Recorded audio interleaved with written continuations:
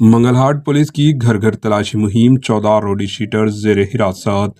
شہر حیدرآباد کے منگلہاٹ police station کے حدود میں پولیس نے کل شب گھر گھر تلاشی مہم چلائی۔ اس مہم میں 150 امپلائیز پولیس نے 10 گروپ تشکیل دیتے ہوئے اس میں حصہ لیا۔ پولیس نے نامناسب دستاویزات ڈاکومنٹس پر 23 بائکس، غیر قانونی فلنگ کیے جانے والے 15 گیس سلنڈرز اور 24 لیٹر شراب کو ضبط کر لیا۔ پولیس نے ساتھ ہی 14 روڈی شیٹرز کو بھی حراست میں لے لیا۔ ساؤتھ ویسٹ زون کے ڈی سی پی نے کہا کہ پارلیمانی الیکشن کے پیش نظر یہ مہم چلائی جا رہی ہے۔ انہوں نے کہا کہ عوام کے خوف کو دور کرنے اور مناسب لا اینڈ آرڈر کے لیے یہ مہم چلائی گئی۔ عوام کی سلامتی اور ان میں بھروسہ پیدا کرنا بھی اس کا مقصد تھا۔ آئیے دیکھتے ہیں AHN نیوز چینل کے نمائندے یوسف الدین کی یہ رپورٹ۔